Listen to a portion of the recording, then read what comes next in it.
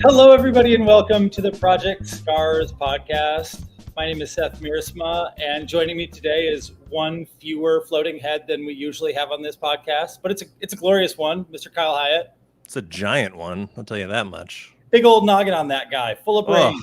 I got to pay my haberdasher overtime. Woo! That's where you keep all the hottest of takes, right? In your large cranium, huh? Or slightly misremembered Fugazi lyrics, either or. Also very important. Yeah, it's critical. It's, the information that we forget is some of the most entertaining that we've actually ever had. Thanks, everybody, for joining us. We are happy to be here for episode 6 of the Project Scars podcast. We're aiming directly at double digits, and I know that we can make it. Before we get literally tens of people. Tens of people, tens of episodes. Sooner or later, we'll have more listeners than we do episodes. I don't know when that's going to happen, but I'm excited for it. That's the world I want to live in.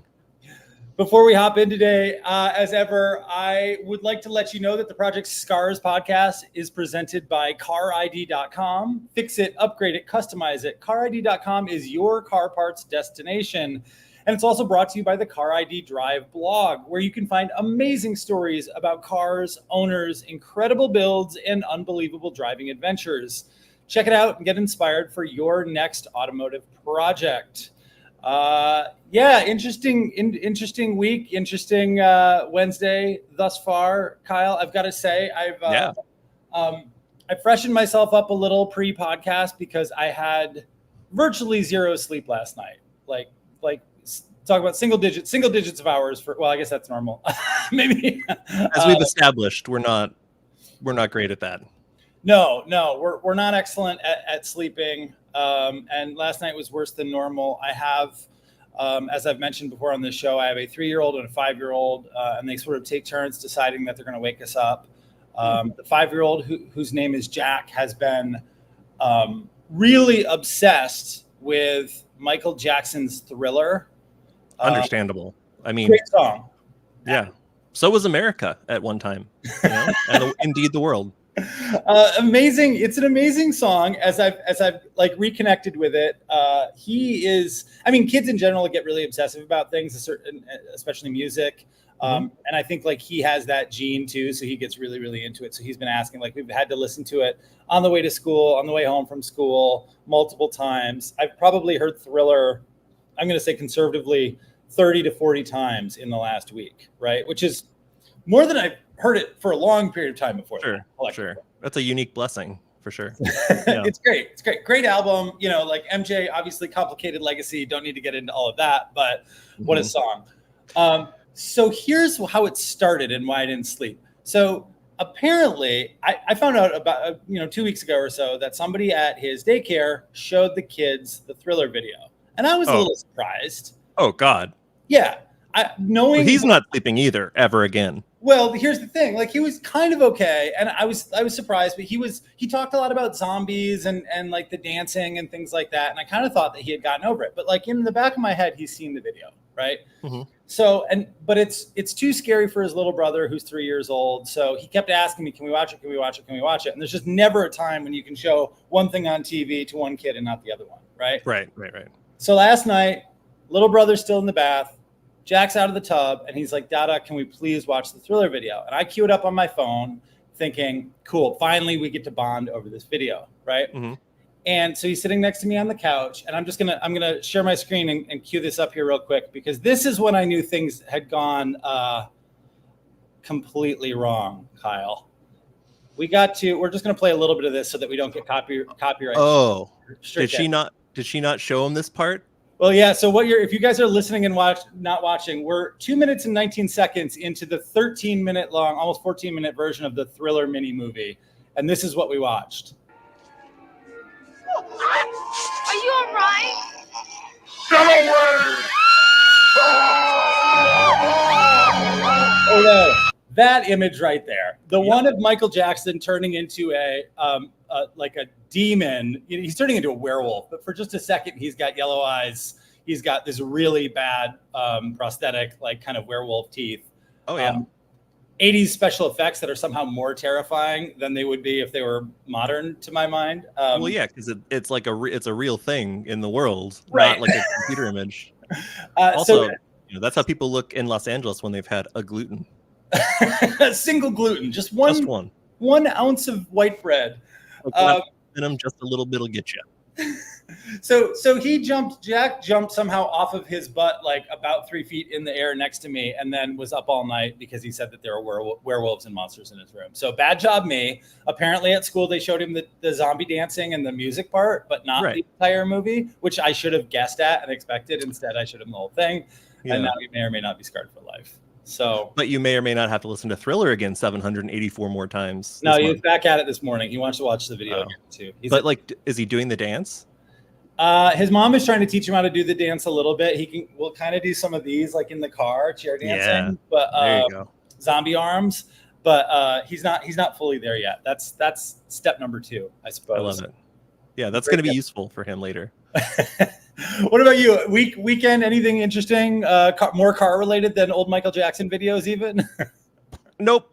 No. Did not do anything car related. I didn't even go outside. Really, it's hot here. Turns out. Yeah. Oh, actually, that's not true. I did start to clean my garage finally, and I think my shop vac is now filled with about 9 pounds of spider web. Mm-hmm. Boy, they were having fun in there. And like, the thing is, it's not. I've yet to find any like scary ones, like no widows or anything like that, which is dope. Yeah. But I think that's because it's all like cobweb spiders, which we love because they eat all the other nasty spiders. Sure. But it's still like don't want to go in there and feel like you're in an Indiana Jones backlot or something. Yeah, we should. I should share photos of my garage too, and I'll invite the viewers and listeners out there. If you have a second, either right now, share a photo of your garage. We'd love to see it and talk about it. Send us a picture of it to tips@carid.com. Let's all bathe in our collective shame over our filthy garages. Yeah. Yeah, we've got a message. It's a little bit of a non sequitur here from Kenny Redden. Kenny, thanks for watching. Kenny says, I crashed my motorcycle and I'm immediately worried. Kenny, are you okay? Do you need medical attention? Did you crash it just now, or were you listening to the podcast and then like yard sailed it, or? Oh no, was it the werewolf? Yeah. Oh, no. Michael Jackson's werewolf strikes again. This is terrifying. But no, Kenny, I've crashed a motorcycle and it sucks, and I hope you're okay, buddy. Yeah, I have crashed on a dirt bike when I was a child. I don't think it's the same thing. I just kind of fell over at 5 miles an hour. Actually, technically, it wasn't a motorcycle. It was a sidecar rig, and I got T-boned by a 4Runner and launched into the air and landed in opposite traffic on a bridge. So, smokes, Kyle. Yeah, I almost died. It was cool. That's real. I almost died. It was like right on that sort of that razor's edge where you're like completely fine or you die. Yeah, so I was fine. They CAT scanned me, and then I went home like 2 hours later, and I had a giant hematoma for a year. Other than that, right as rain, and now my knee clicks. You have cool scars? I have no scars. No, none. Flawless. No skin broken. I'm a big all the gear all the time kind of guy. Yeah. So I was wearing my my Aerostitch Roadcrafter riding suit and my very fancy German helmet, and nice. It cracked all the way through, but it's pretty dope. That's awesome. That's what it's supposed to do, right? Instead of 100%. Yeah. Find a picture because while we're on the topic, thanks, Kenny, for derailing the entire podcast. No, Kenny, we appreciate it. We hope that you're okay. Please, no more crashes. And yes, if you guys have anything else to talk about, whether it's on topic or not, hey, we're here for you. But I don't know that we have. It looks like I'm looking at our old planning doc, and I didn't have a big update like in terms of project car stuff, personal project car stuff. I did want to say I had a little bit of time over the last few days. I had a gap between cars that I was testing, so I've been spending a little bit more time in the WRX. And here's the question that's been occurring to me. And so we talked about this before when I first got the car, right? Like one of the things that I think would be fun to do would be to take the car completely back to stock, even if I keep some of the aftermarket parts that I like to see what it's like, right? Yeah, for sure. One thing that's always puzzled me is even cars that are older and haven't been tuned at all tend to feel more like the ride is more brittle. Sure. They're a little bit crashier. And some of this is just like the compression and aging of rubber parts, right? Like suspension components, bushings, engine mounts, things like that. But one thing I would love to have a conversation with somebody about, like at an OEM, Subaru even, is what is the thing that's happening in an older car to give it that feeling where it's, again, like the car is tight. It's not like anything is loose. The handling is really good. You just feel the movements on the body and especially on the suspension a lot more than you did, or at least in my memory, when it was brand new, right? And I don't always completely understand why that thing happens so consistently with old cars that I've driven. That's a good question. I mean, I feel like it's got to be like the age thing, and there's so many parts in a car that contribute to that. Like, you're never going to get all the rubber, right? Yeah. So, who's to say? But I know exactly what you mean. I think about it all the time, particularly while driving the 911, because I've done things that I had hoped would kind of improve the ride, and things I knew deliberately would make it worse. Yeah. And still, the same weird noises are there. Oh my God. So, I just saw the picture that you shared of your helmet on Instagram. You should. You can share your screen if you want. That's crazy. Sure. That's quite a helmet. Hold on.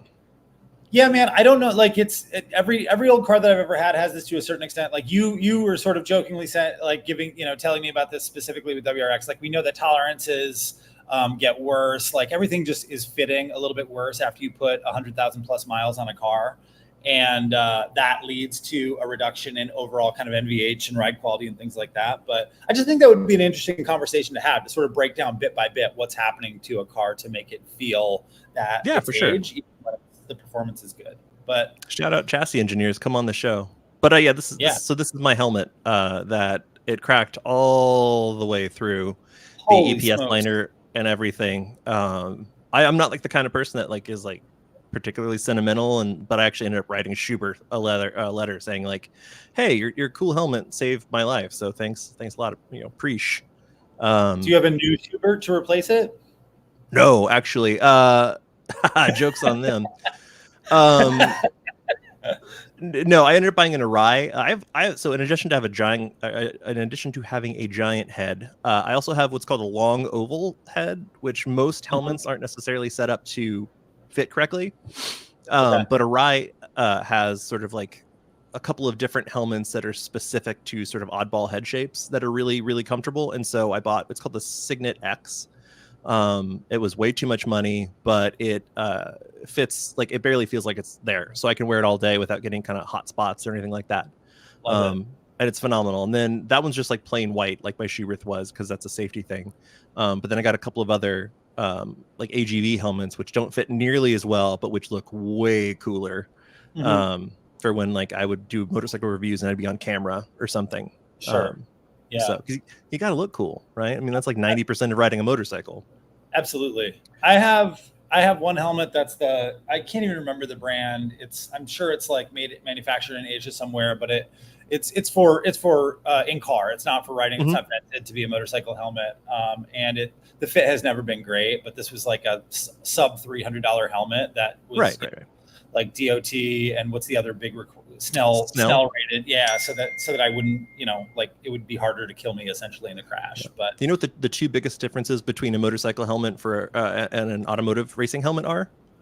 My guess is one is venting, but I don't know for sure. No. Okay. It's eye port size for visibility, much bigger on a motorcycle, and car helmets have to be flame retardant. Oh, sure. Yeah. That's the biggest ones. That makes sense. There you go. Nobody wants a head on fire. That's for sure. It's not ideal. Right on. Well, so we have two kind of topics today, and I think they're going to be a lot of fun. This is just sort of, like guessing at it's sort of pseudoscience meets wish fulfillment, I guess.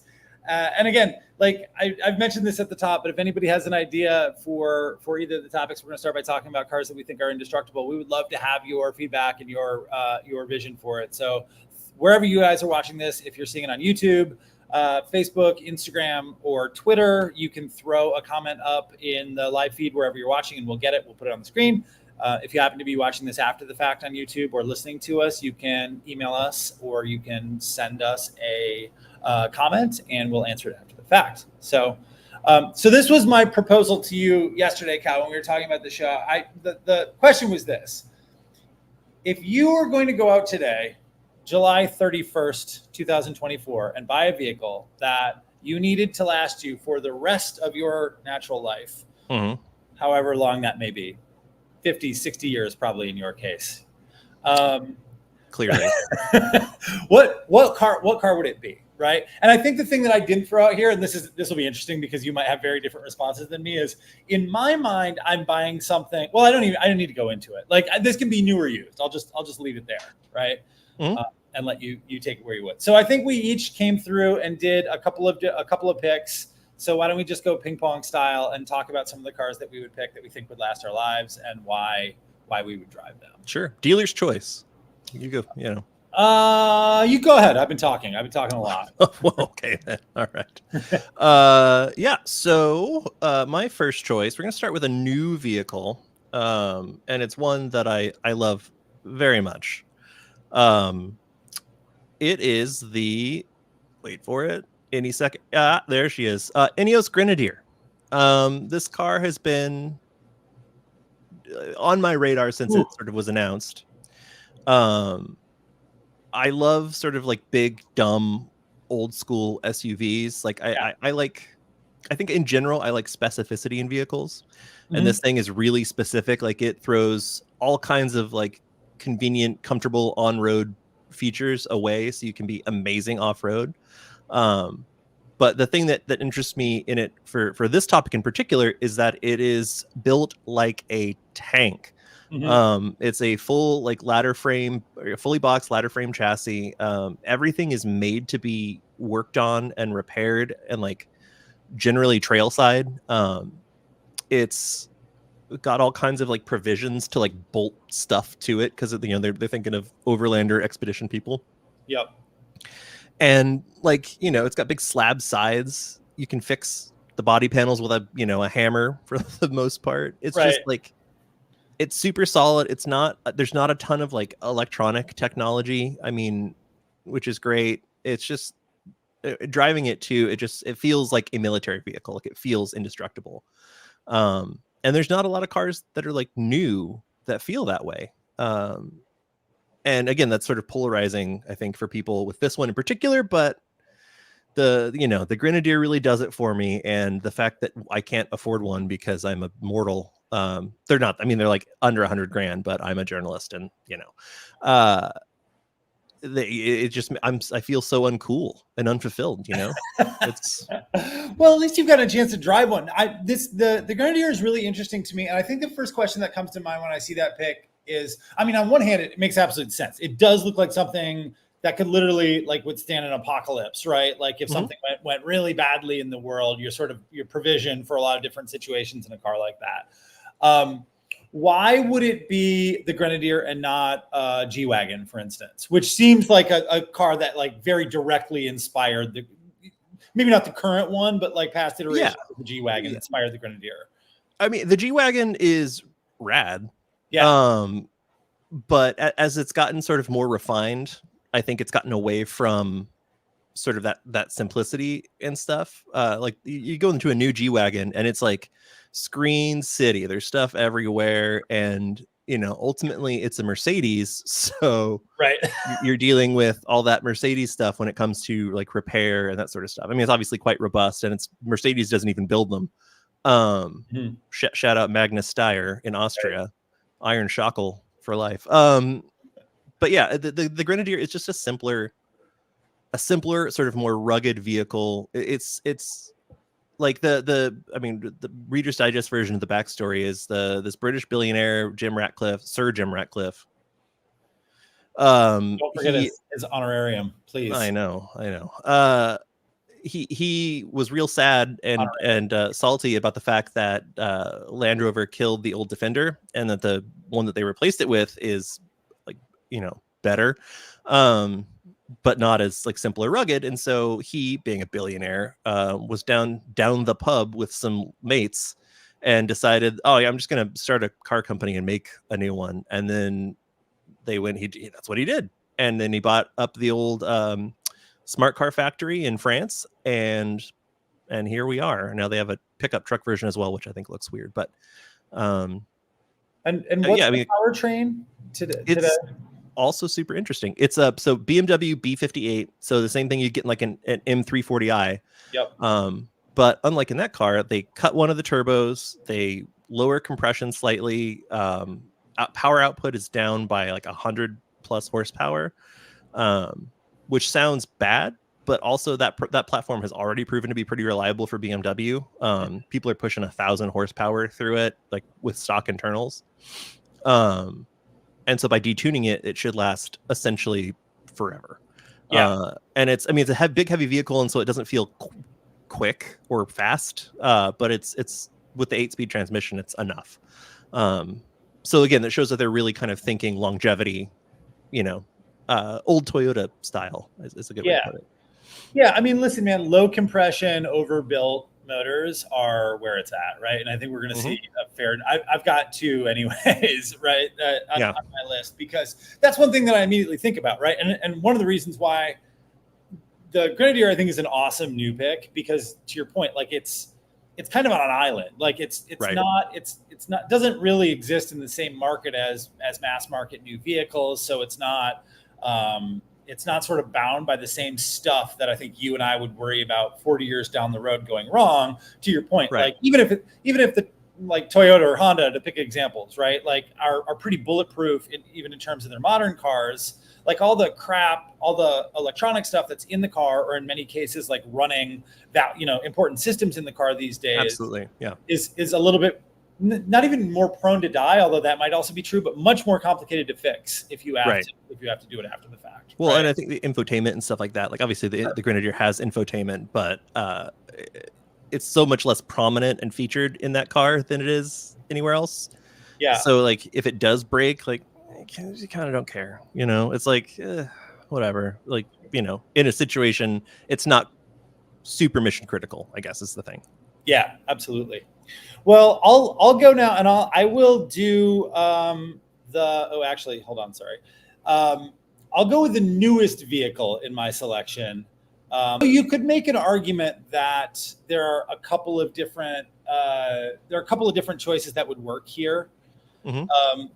Really, I think any generation of Miata is probably a worthwhile pick here. It's a little bit of a strange one, because even as like we were sort of like, addressing the topic again, like saying things like, if the question really was like, is a car to take you through the apocalypse, then you've got a different mission than a car to last you the rest of your life, right? Right. But there are a couple of things that struck me when I was considering a Miata. One is just, I really do think that they're really robust. So what I've got here is I've got an NC Miata, which is a car that I know, like, purists and people who are really advocates of MX-5 Miata, maybe it's the least favorite. Is it fair to say that this is the least favorite? People clown on it, but I'm a fan. I always found it really charming to drive. I got that it was maybe like a tiny bit softer and less direct than the cars that came before it, and I don't think it's nearly as sharp and good to drive as the current one. That being said, I really like the styling. I think it's super attractive. This one, you and I have talked about this before as large people, like sometimes it's the specific fit of your body to a seat or a cabin. Right.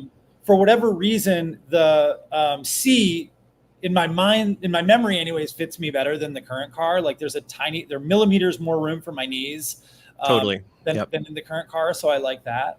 And also this one, and this is probably the most important, like there are a lot of them out there. So if I was actually going to buy one today, it wouldn't be that hard to find one that had 50,000 miles or less on it, right? No, you can pick one up for hardly anything, too. Yeah, not a lot of money. You definitely have some budget left over for your forever car budget if that becomes a part of this.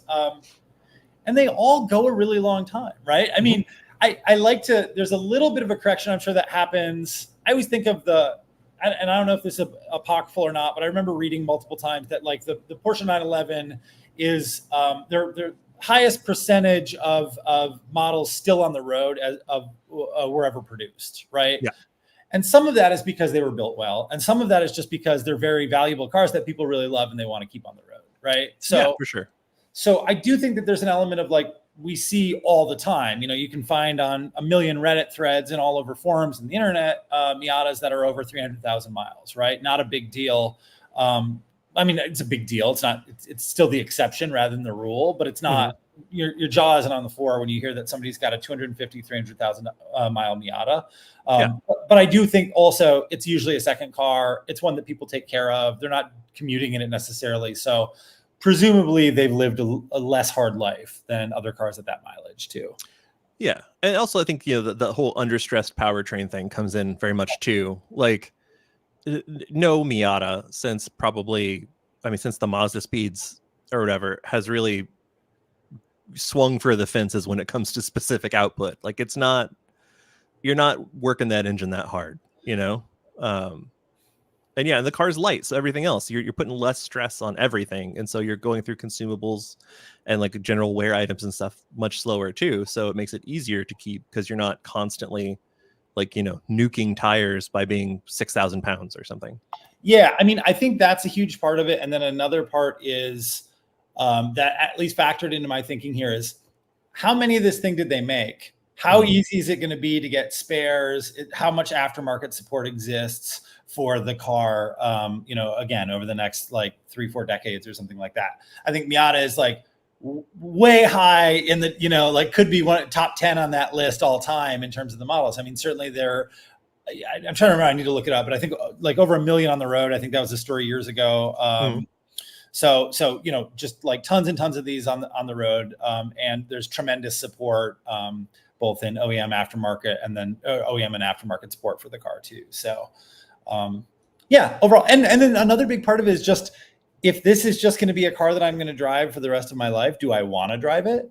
And yeah, that's for sure. That's important. And I think that there is, we talked about this in one of the earlier podcasts when I had a new Miata. It's one of those experiences that is evergreen. It's always fun to get in the car. Maybe I'd get tired of it if I was driving it day in and day out. Certainly a convertible in Michigan would be a questionable choice for a forever car, or I'd have to look after that convertible top. Yeah. But it is, but the driving experience is so varied and so fun in lots of different conditions that I think that it would be a great car if it was something that I was going to solo daily drive for the rest of my life. So, and I just think Miata on studded tires, top down heat blasting, get out of here. Come on. Oh my God. I love it too. Yeah. I think I've driven one on snows. I can't remember. They love to do that every once in a while in the Detroit fleet, to take rear-wheel drive sports cars and throw them on snow tires and then hand them out to journalists. I know GM was great about that, but I should say, I think GM and Ford, lots of Camaros and Mustangs over the years with that. I don't know if Mazda, I can't remember if they did or not, but it seems like a worthwhile experiment. Yeah, I mean, I agree, obviously. All right, you're up, man. Ooh, I killed you. Kyle's back. I'm back. So this one, this seems like kind of a no-brainer pick. If you've ever considered the entire continent of Africa. But yeah, here we are. The fabulous W123 Mercedes. The late 70s to kind of late 80s E-Class equivalent, I guess you'd call it. Sure. They have this reputation for reliability. I mean, particularly the diesels. We'll focus on the diesels. The gas ones are fine too, but and the reliability thing is maybe slightly overstated, but the longevity, that's the key, right? How many of these things are cruising around with 500,000 miles on them and just sort of clattering around, smoking out everybody behind them at a stoplight? Like one of my favorite examples, my in-laws have one, and they inherited it from like my father-in-law's uncle, who had like crashed it because he's old and lived in San Francisco. And so they got it like fixed, and they've just been sort of keeping it going ever since. And it's, I mean, when you say a car for the rest of your life, this is going to be the last car they ever own. Yeah. I mean, and they're not that old. Like I think they're like, maybe my mother-in-law's like 70 or something. Sure. So they got some time, but it just, you cannot kill them in a way that matters, right? Like there's almost nothing that you can't resurrect on these things, and Mercedes keeps parts available for these things forever. I owned an old Mercedes for a long time, an even older one than this, and I could go get parts from the Classic Center. They're great, and there's something special too about Mercedes from this era. They talk about doors closing like bank vaults, and everything feeling solid, and this is very much kind of that era of Mercedes-Benz where the engineers were running the show. I think they locked all the bean counter nerds in a closet, and they just built the best cars that they could. And yeah, I mean, again, like the diesel engines, they're slow. The non-turbo ones are terrifyingly slow. Yeah. I once test drove a 240D, so slightly older than this, non-turbocharged with a 4-speed manual, and I was worried about getting up to 40 miles an hour. I had people honking at me, and I'm like on the floor with it, I had a similar test drive when I was in college of a wagon, and the guy had preemptively removed the turbo because he was afraid of it failing. Oh yeah. And he told me that, like, as I was getting in to test drive the car, and I was like, oh, okay. And it was still to this day the slowest car I remember driving on a highway in the United States ever. So. Oh yeah. And again, that's the under stress thing. Even the turbo ones, like, they're not quick at all. The transmissions are, decidedly lackadaisical in their shifting. They're like, okay, here's a gear, maybe, kind of. But yeah, that's just you don't have to worry about whether you're going to be able to keep this thing going. It's just gonna go. Yeah. And stuff like this, it does make me miss old Mercedes. Just in general, like the new cars are technologically unbelievable. Like the new S-Class is a work of art. It's everything about it is unreal. Mm-hmm. Like it's one of the few cars I've gotten in where I'm like, why aren't they charging more money for this thing? This is stupid. But the era where they could build cars like this, like the W123, where it made sense because that's what people wanted. That ship sailed a long time ago, and so we're not going back there. But yeah, so that's my number 2 pick. Love it. Yeah, and I couldn't agree more. I mean, obviously Mercedes has a like oldest automaker in the world, right? Like has as long a legacy as you can have. But to my mind, like boomers, Gen Xers, anyways, up until like older millennials, I think like the reputation of the brand to a certain extent was built on that generation of car, the last gasp of the engineering-led Mercedes. And again, that is not to throw shade at the current company. I just think that the economic environment changed radically around like how you're able to keep your car company going, especially in the 90s, right? So, and the definition of luxury changed a lot too. Yeah. Like there was a time where, a luxury car was something that was built as well as any human could possibly build a car, right? So like I had a 1970 280 SE sedan, and it was pretty technologically advanced for its time, but it was also like hand built by wizened little German men with like monocles and aprons, like everything felt like it was, the old sort of hack journalist thing, like it was made from a single block of metal kind of thing. Like it's true, that's how it felt. And then now luxury is all the gigas and doodads and technical or technological like gimmicks basically that they can throw at it, and it's just where we are now, and some of that stuff's cool, but yeah, I love all of it, but it doesn't lend itself to being a competitor or an entrant into this conversation that we're having right Surely now. Not. Right? Surely not.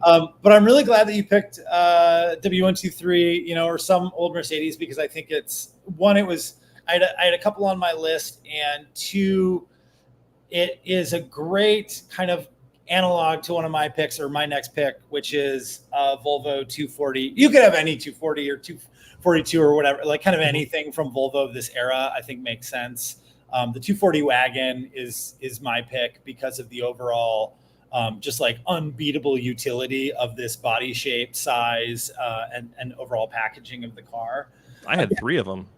Yeah, bro, I've never owned one. I guess I owned one. That's not completely true. I owned one in concert with some friends, or had access to one on a very old my very first ever car website, actually, that we'll talk about at another time, Mm. that I drove around a bit. But these were so thick on the ground in Western Michigan, like where I grew up, especially, elementary school, middle school, late 80s, early 90s, that everybody had one. Like I've driven this car a million times. There's nothing. It's so weird because I don't even know where 240 is right now culturally. I think it's kind of somewhere in the last 10 years, this car has turned into like a recognizable style icon in a weird way. Like the people that I know who have them and drive them regularly now are less car people, although there are still plenty of car people that have old Volvos, especially For sure. But there are lots of like architects, like artists and like sort of style leaders that I know that are into this car, partially because of this very extreme blocky styling, which was sort of the anti-styling statement, I think, of the time. So for one, I just think this is going to be a cool thing for kind of the rest of the time that I'm alive to have park in your driveway. And, people know that you're being intentional if you roll up in this is a 1990, I think, that I found on Bring a Trailer or Cars and Bids. But if you roll up, if you show me the rear window glass, I could tell you. I have other pictures. I don't know that we have one of the rear glass, but and obviously a well-loved example too, as we look at the interior, you can tell that this thing is, it just looks like every one that I was ever in, right? Like shout out blue vinyl interiors. So good.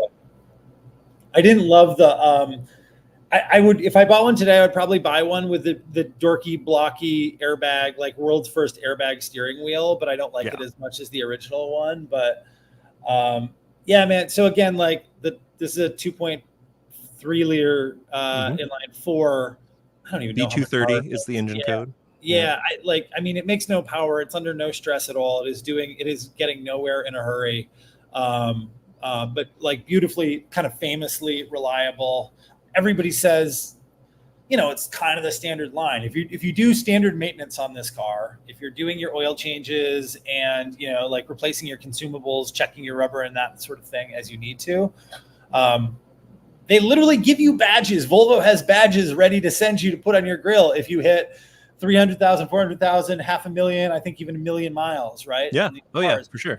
Because it regularly happens. So there's a ton of brand equity in the entire Volvo brand today that was created from the 240s just lasting forever. So I think I had to show one of so I don't have the rear glass here. I'm showing the tailgate, just this gigantic cargo area of what is not a very big car. It's really narrow relative to modern cars. But long and, just a big square opening lets you do a whole lot of things. For sure. It's they're massive. I've like had to move apartments several times, when I had 240s, and I wasn't making nearly as many trips as I thought. There's so many other like weird quirks too. So like under that like spare tire thing, you could get a jump seat. So it's like rear facing jump seat, which seems super cool, except like it's the most un-Volvo thing ever because that is a crumple zone. Like, so you're putting people in the crumple zone. They're so good. Like they're just so great. And I've never found a car, they're super easy to work on. Apart from anything involving the heating system, like Volvo literally built the entire car around the heater core.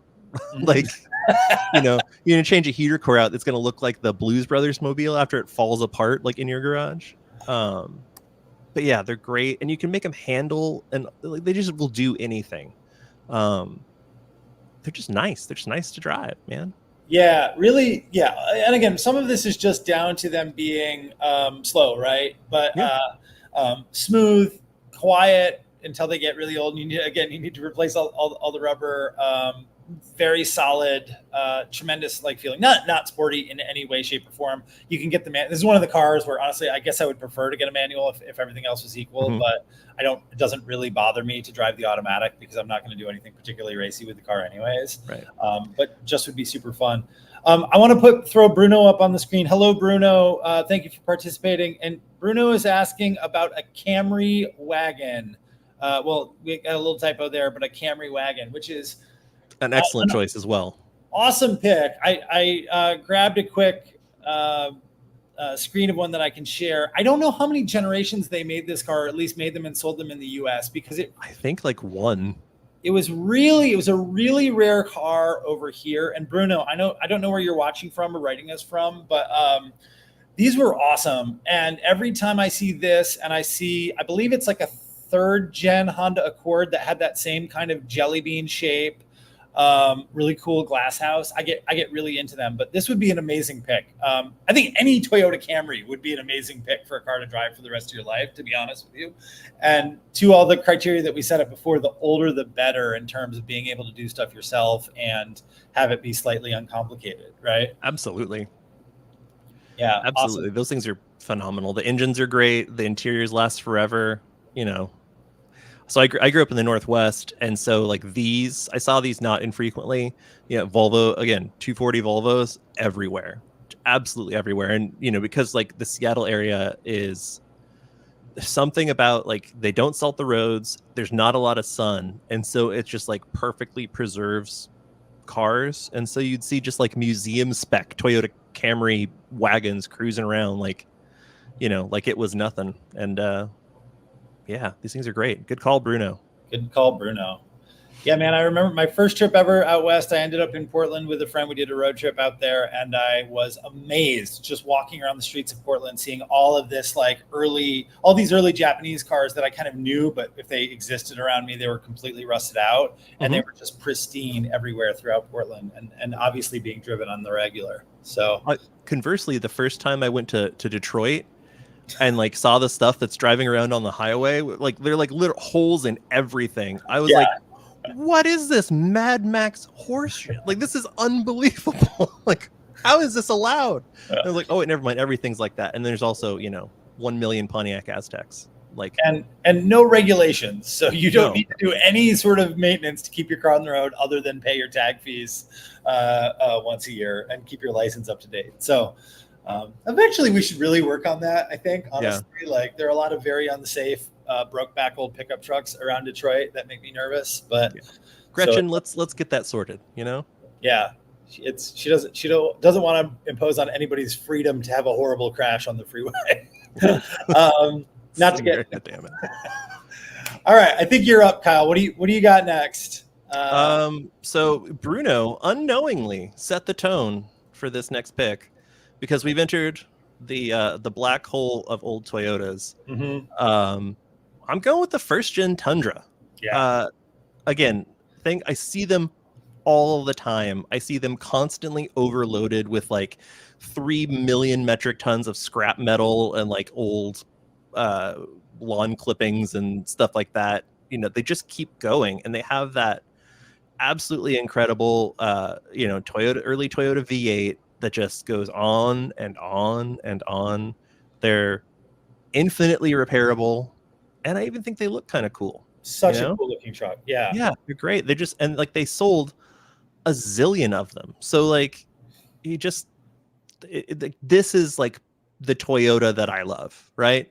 Like, it's not Supras and Celicas and I love the like caveman spec like Land Cruisers and Tundras and 4Runners that like they just go forever, and this one is even a great color. This is, I think it's an old press photo, but yeah, I mean, you can't have like a car you keep forever and not talk about Toyota. Old pickup trucks in general, old Toyota. Yeah, we're gonna spoiler alert. There's gonna be another Toyota before we're done with this topic. No surprise. So we have absolutely entered the Toyota portion of the program.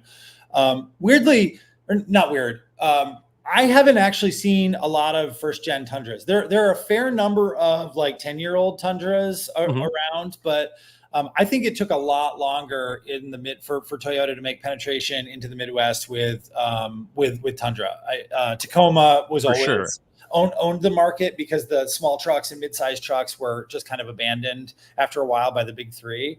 But obviously, Ford, GM, Chevy and GMC and Ram like owned it, and you just like see 40 F-150s for every one Tundra you see in that generation anyway. So true. I mean, well, the West Coast is sort of Toyota's home turf, or was. Still kind of, but like, yeah, I mean, it never it was always sort of a choice. I talked about this a little bit in my sort of more recent Tundra review that I did for carid.com/drive. Sure. But it never really had to compete with the big three kind of on the same playing field. You know, like the people that were generally like shopping for Tundras at that time were like they wanted something else, or they wanted a Toyota specifically, and they're like, oh well, now I can just have this flavor of Toyota. And like now that's sort of changed somewhat, so the Tundras is sort of playing up against like the Ram 1500, the Silverado, and the F-150. But yeah, back in these days, it was just sort of a, you know, letting its freak flag fly. And by freak flag, I mean incredibly boring, like, you know, white milk toast, super snoozy, reliable flag that we all love. Toyota also has the amazing ability to pull part, and I don't know, you probably do, but off the top, I don't know whether or not there are a lot of sort of global parts and pieces in that Tundra that made it easier to scale. But Toyota has such a tremendous, not just in Japan, but all over the world, like network of products that they've created for a very, very long time, especially when you're talking about like workaday, off-road, overlanding type stuff, that they were able to package that up in ways for North America, both under Toyota and Lexus badges, that gave them sort of instantly reliable products under the skin that they were then able to tailor for a U.S. audience in a U.S. market. Yeah, for sure. Some of the brilliance of their truck and SUV stuff. Yeah, I mean, like the 1UZ or the 3UZ V8, whatever the V8 was, like it saw service in the Land Cruiser. I think it was in the Land Cruiser Prado for a while. Like it just, the Lexus, you know, it was just everywhere in everything, and it was such a known quantity that, like, of course, it worked in this application. So yeah, like they do have a really great parts bin to pull from for that kind of thing. So excellent point. So we're gonna round out with my last pick here, another Toyota that we've basically said everything that needs to be said, like on this front too. And in our spreadsheet, in our planning doc, I wrote any 4Runner really, but what I've got here is I happen to be partial to the second gen 4Runner. Same. This is a 95. I think they're great. You could still get this one with a manual transmission, and I do think like when you're doing any kind of like off-roading or something, that can be really handy. Same basic idea as everything that we just talked about with the Tundra, right? And really it hits the playbook everywhere for this entire conversation, right? Like low stress, everything has been tested a million different ways in every market.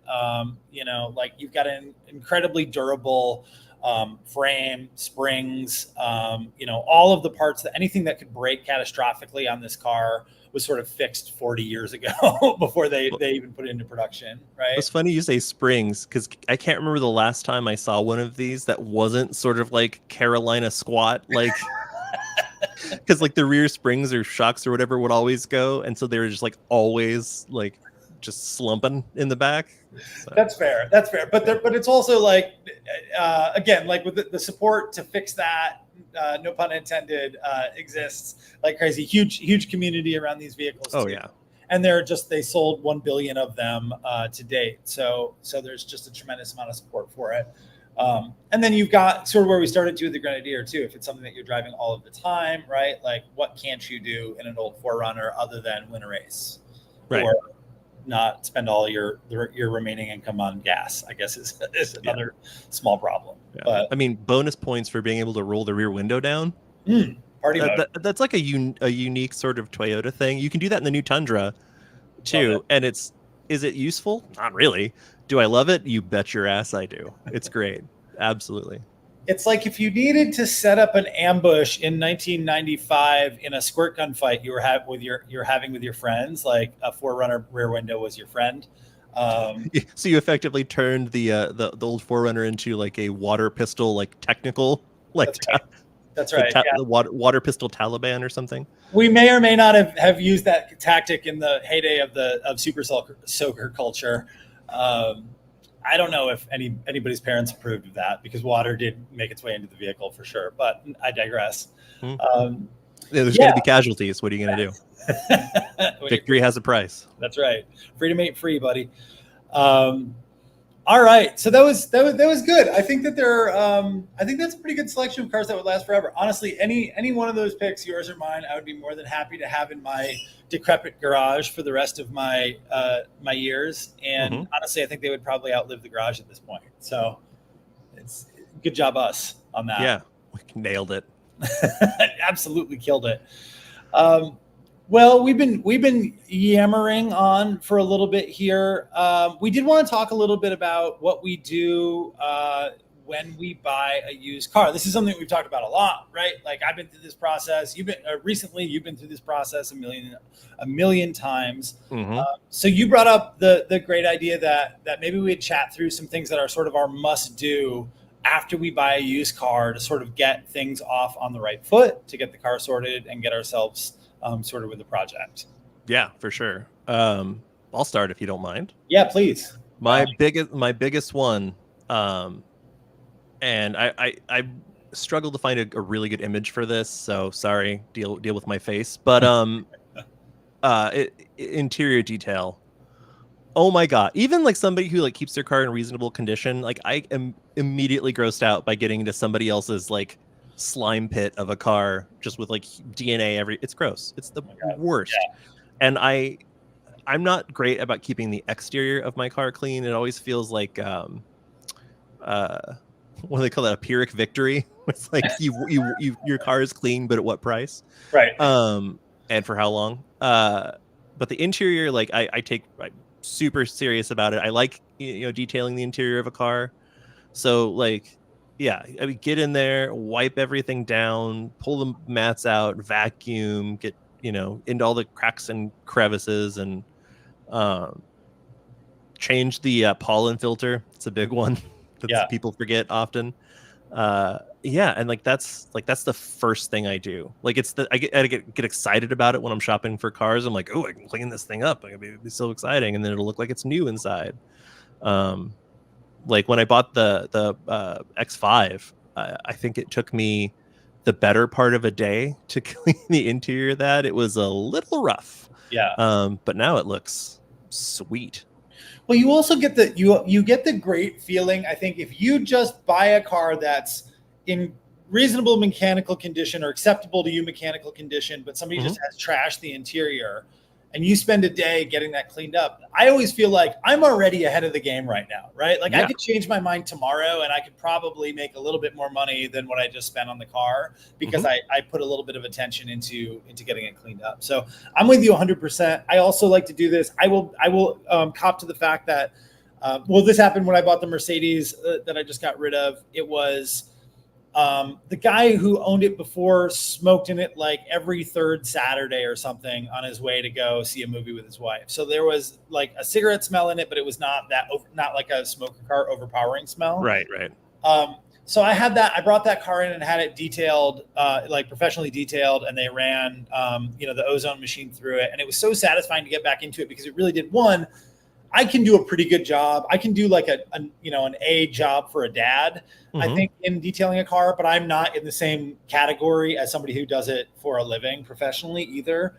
And it just feels awesome to have that. It felt so great to have that car clean and smelling so much better, even when they just smell clean, right? It just becomes a place you want to be, right?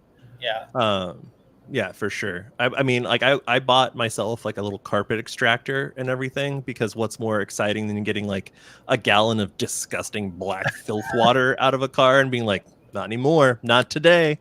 And then I also keep the interiors of my cars really clean, just in general. Like I try not to eat in them. I don't put trash anywhere that I don't throw away like immediately after, that kind of stuff. So yeah. I'm like vaguely Howard Hughesy about car interiors, but that's my cross to bear, I guess. I like it. I'm almost there. I'm just in the habit of driving press cars for such a long time, where that you've got to give it back. You get, I think you build better habits about not eating, not doing stuff that is going to like potentially really damage an interior, and then when it's your own, it's even better. Yeah. I will say, when you have kids, like some of that goes away, not because you don't want to. The job just becomes bigger to clean up after them. When it's, like early March in Michigan, and you've got to like get into and out of the same car, like with kids with muddy boots, like it's It's not as feasible to keep it looking great day in and day out. But once a week, you can go through and wipe it down and do the carpets and get it looking pretty good. So the only thing, so I'll piggyback on that with my first one on my list, because it's a little bit the same, is I like to just get the easy stuff knocked out right away, right? So fixing the easy stuff on a new car, and I do mean easy where it's like you've got the stuff that you buy and you see a little bit of value in the car because somebody hasn't been willing to put that effort into it, right? So if there are warning lights on, but you know that it's sort of a simple fix, you know, it's not actually something that's going to require like a big diagnostic effort. Like I've had blown fuses on cars before that are obviously pretty easy to take care of. To your point about the interior, and I didn't add this one as a specific one, it could be its own thing. Like, does the car need new floor mats? Can you either that's a good one. Figure out, like, fix the existing carpeted floor mats, or can I get like a new set of, again, around here, like rubber floor mats that I can throw in so that I don't have to worry about it with kids or with weather, things like that. Floor mats are a really easy one to take care of. And then like other smaller maintenance items that, you know, are not going to be like a big job, that are, you know, a couple hours or an hour or less to get that knocked out, because then right away you feel like you're starting from, you're starting back from zero, as opposed to all the issues that you've got. Absolutely. That's a good one. That's a really good one. Floor mats. Yeah. Anything where it's like the highest part or the biggest lift for the process is whipping out the credit card. I'm in favor of, for sure. Yeah, that I've got one of those. I don't know. It's I need to replace like the lip.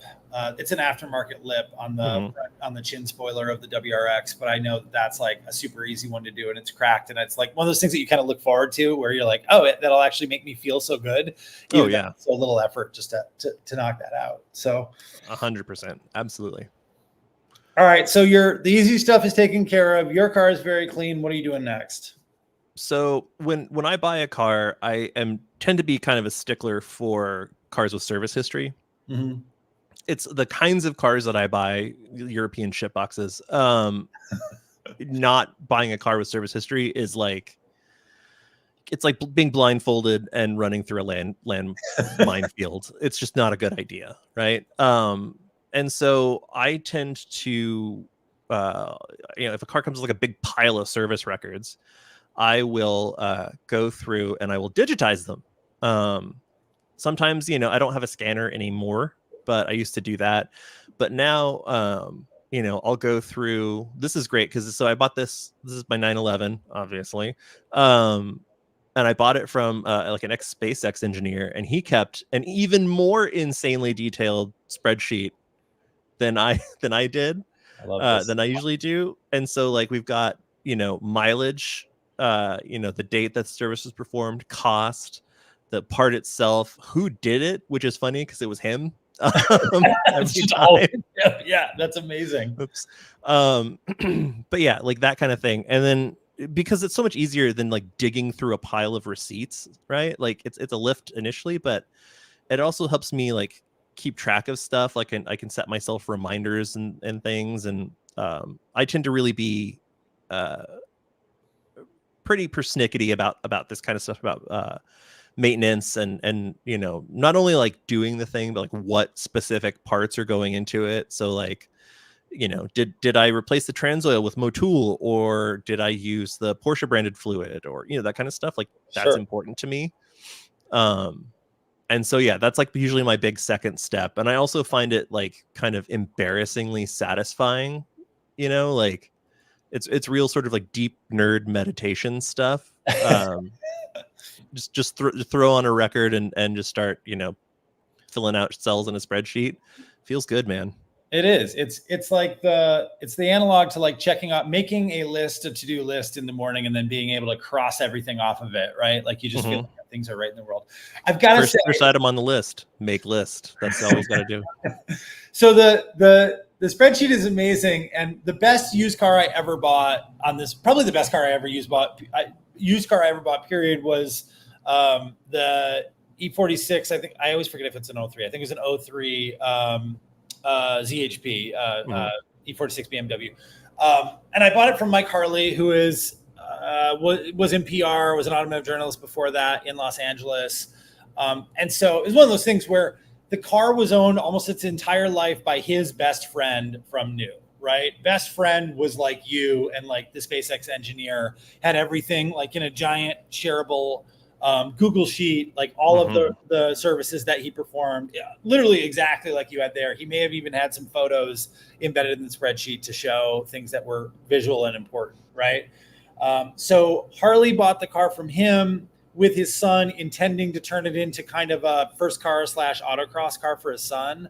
And for whatever reason, they just didn't get around to it. It ended up building a GTI instead. So I was technically the third owner, but it only belonged to Harley on a trailer next to his garage for a year or a number of months or something like that. And getting that, in addition to, when we shipped the car over, I opened it up and it had, a box full of boxes, oil filters, and like BMW fluids, and just spare parts that he had for the car. We had a BMW car covered, like all that stuff organized. It just it just makes you feel really good about the fact that you made a smart purchase decision. And then two, it kind of gets you more stoked about the car in a weird way. Oh yeah. Having that all labeled. I was always the kid. I liked getting the toys that had lots of accessories with them too, because I thought that was super cool. And I feel the same way about cars right now when they come with other stuff, especially used cars, part of the history, and you get to sort of add to that and then eventually hand that over. Makes me feel good about owning it, and it makes me know that I'll feel better when I have to sell it too. So yeah, for sure, absolutely. It's always also an interesting thing too. Like if you get a couple of jugs of coolant or something, it also gives you kind of like a little sneak peek into like what you might want to give extra special attention to if you buy a car, especially with a BMW of that era where everything's plastic. Not that I would know anything about that after owning an E39 and now an E53. Yeah, for sure. That kind of stuff gives me just a warm, fuzzy feeling, 100%. All right, so the next item on my list is just putting new tires on a car, right? And to be honest, I think that every car I've ever purchased since I had like a job, I put new tires on, even when it didn't specifically need tires, right? And there are a couple of reasons for that. One is, and I think this is the biggest one, most people who don't care about driving a whole lot just buy cheap tires that fit on the wheels that they have. Oh yeah, definitely. Right? So in many cases, the tires are just like, even if they have great tread, or are not that old, are just not what I would have selected. So I can live with that up to a point until I can't, and then I need to get something else. And then again, being in a cold weather state, being in a snow belt state, there's an inflection point every year if it's a car that you're driving to do this anyways. And that's like you want to buy either new snow tires or like buy a first set of snow tires and potentially wheels for the car too, right? I love snow tires so much. It's so much fun. Like there's nothing. I am eternally not frustrated, but a little stupefied by people who get they just think tires are the most boring thing in the world, even if they kind of care about cars, because it's so transformative. Like you can take any car that you love or a car that you don't particularly like and like radically change the rubber that's on it and have a very different experience driving the car. And I find that endlessly fascinating. Part of this is just like, because I don't have a whole lot of like deep engineering knowledge of how like, rubber chemistries and tread patterns and things like that. It does seem like a black art to me that you can have two brand new snow tires or like performance tires, and they can just sound and have different feel and really different behaviors and sort of like performance envelopes. I find that really fascinating. But so the point at which I get to quote unquote buy new tires for my new car is always like one of the things that I'm most excited for, because I know I'm going to get to have that moment of getting in it and be like, oh wow, this is what you're like now, right? This is what this car was meant to be. Exactly. For sure. Yeah. Well, I mean, talking about people not finding tires interesting, like I get it. They're big, expensive pieces of rubber that you have to replace more often than you'd like usually. Right. But they're the most important and most transformative part of your car, because they're the only part of your car that actually touches the road. Tires are everything. And I think, and there's so much difference, like subtle difference between like brands and models too. So like going from when I bought my 911, it had Bridgestone Potenza Sports, which were great. They had plenty of grip, but like it felt like the sidewalls were made of plywood. which was not great on a already low kind of not that supple sports car. And then I went to Michelin's, and then like the grip level is a little bit different. The way the breakaway characteristics are a little bit different, but the sidewalls were sweet. Yeah. And now it feels like a different car because it's more comfortable and it's more fun to get out and drive. And I'm not thinking about like having my spine ruined going over like a pothole or something. Yeah, it's awesome. I hate buying tires only because they're so expensive. They're so good. Tires especially are like prohibitively expensive. The cost has gotten completely out of hand, and like especially part of this too is just like we're all driving around on much larger wheels than we used to as well. True. And like taller, wider wheels need a wider tire, more rubber, and they're able to charge more for it too. And listen, like our retail side, Car ID, like we sell a lot of tires, so obviously like we've got a vested interest in this too. But like I think we come about this pretty honestly. Like it's. I say that it is an expense, but like how often do you spend even a couple grand if you're buying expensive like nice performance tires or snow tires or something like that have such a dramatic effect on the overall safety of you and whoever else you put on your car Absolutely. Right? Yeah, for so, sure. It's a tremendous investment, and anybody who's ever heard the sound of my voice before is probably already tired of me talking about having the right tires on in the winter, because they don't want to spend the money on it. And I understand, but I'm like, I love you and I don't want you to die. And even if you think you can go because you have all-wheel drive, you can't stop. So, and man, do I want you to stop. Yeah. I remember the first, the Pacific Northwest didn't really get a lot of snow historically. And then I remember like the first year we got like a couple of really big snowstorms. And so we always had to be on all seasons, right? Because it would get down into like the 30s or 40s or whatever, and then but it would just stay there, and you wouldn't get snow or ice or anything like that. Yeah. And then I bought my first set of Blizzaks I had a 1998 Volvo V70 T5, and I put Blizzaks on it, and I was just like, oh my god, like I'd see like massive like 4-wheel drives with big chunky tires just in a ditch, and I'm just motoring past like whatever losers. Yeah. Snow tires are great. Now I only have to have summer tires now, which is a beautiful thing. So it's Michelin PS4S's all year round for old Kyle J. Hyatt. I love it. I mean, I love that for you too, as much as I do enjoy also, I'm looking forward to snow season. By the way, last year we got 2 or 3 big snowy days around here, but I'm looking forward to putting some new snow tires on the WRX and just spending a day going out and playing in them. Hell yes. All right, let's power through. We're over an hour anyways. I'm happy for those of you still hanging along. Tires is me. All right, what's your last one? Your last used car tip, the thing that you must do when you buy a used car. I think this one is a big one, and it's sort of like an umbrella thing, and super important for me, again, with my penchant for crappy European cars, is just doing the deferred maintenance. Like 99% of the time, if you bought a car from somebody that wasn't a fellow like insane person, right, there's going to be a bunch of stuff that just didn't get done because it didn't seem that important, or it was slightly too expensive or whatever. And for me, like if I buy the car, I'm already in the like, well, I'm hemorrhaging money mindset, so I might as well, dig my grave a little deeper and just do the oil change, check the brakes, flush the brake fluid, do the coolant, all that stuff. And luckily, like I'm in a position where I can do that myself mostly.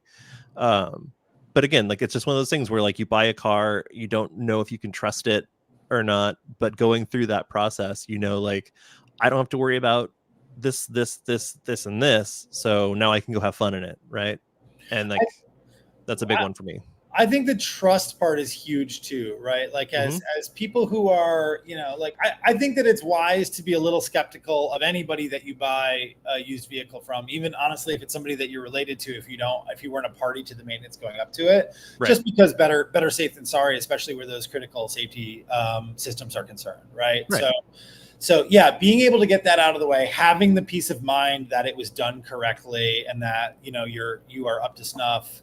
Again, tires, braking, like certainly like all of the engine maintenance and things like that are important too. The stuff that like keeps me from getting into a wreck is what I really care about here. And so that is makes you feel really confident to go out and drive the car as it was intended.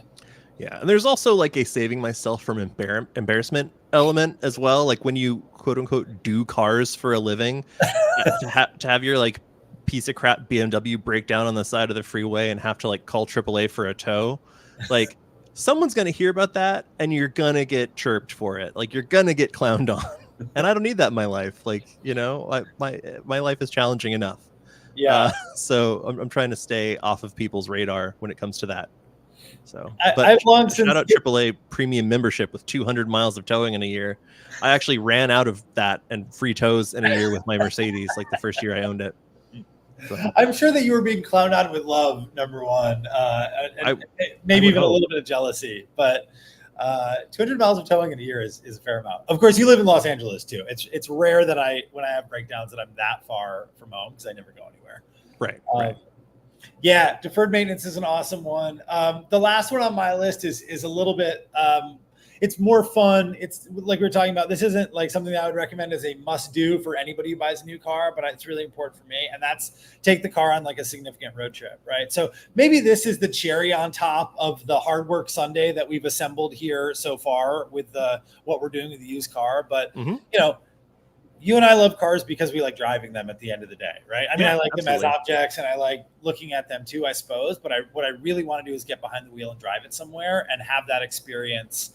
And so being able to go, especially for me, where I have to go kind of out of my way to find a better road to drive, like it's great to make even if it's a half day, right? Or a 1 day road trip. Doesn't even necessarily have to be overnight. Go out somewhere for a couple of hours, spend some time driving the car in a place that's fun, whether that's, again, like a great road or on a racetrack or off-roading it somewhere, depending on what the vehicle is, and then coming back. That's so satisfying to have that kind of like full experience of it and I just feel like that's the time when it starts to feel like this is really my thing and it doesn't belong to the previous owner anymore. It's not just a stranger in my garage. It's actually my car. So, right. And also that trust thing too, right? Like this is this is like the first date with the new partner, right? Like you're feeling it out. You're kind of getting an idea of what's, what you're in for. And that's exciting too. So yeah, 100%. Even if it's going 2 towns over to get donuts from this weird place, or 1,000 miles to wherever. Absolutely. The only bad one I ever had was actually the first car I ever owned. I was 15, or I didn't have my license. I was 16. I didn't have my license, but for whatever reason, my dad had to drive it back, and it was a 1987 Toyota minivan, the one they called the Space Egg before, pre-Previa. The guy who owned it before me was using it as a pickup truck, basically. So it had no seats in the back. And I was so excited as we were driving home. Safety was not number one on my dad's list, obviously. No. But at some stoplight or something, I jumped into the back just out of sheer exuberance for the car. And I got a giant hunk of glass shoved into my knee. Because he had construction materials back there. No. So that was, I don't know if that counts as the real first road trip. That van didn't last very long for me, but it was the one time that I felt burned by the experience, but it's been smooth sailing for me since then. I to sort of round it out, I had that 1970 Mercedes, and my wife and we tried to drive it to Santa Barbara like 3 times, and the car completely crapped the bed every single time. We never made it out of LA County. And then I remember like the first time I got it back after almost having the entire engine rebuilt, like the whole top end came off. I had to get a new cylinder head, all this stuff. And like the first time I drove it to all the way to Santa Barbara was for a Lexus program, like 4 or 5 years after I bought the car. And I pulled into, it was like the Four Seasons Baccara or something, like it's a really nice place. Yeah. In my beautiful classic Mercedes, like I get out and I'm like basically doing the Rocky on the steps, like so pumped, like screw you, Santa Barbara, I own this place. By the third trip though, was your wife like, should we just go to the movies or like around the corner or something? She like got into it. She's like, we're gonna do this. Like she's very, she's more intense than I am, I think. Okay. So, good. So it became like a point of a real sticking point for us with that car, and we love that car to death, but sold it about 1.5 years ago because I just wasn't driving it. I had press cars and stuff all the time. So shout out to the pediatrician doctor who bought it and now uses it to commute from the Hollywood Hills to the Pasadena Children's Hospital or whatever. So doing good work, taking care of the kids and the Mercedes. Let's hope.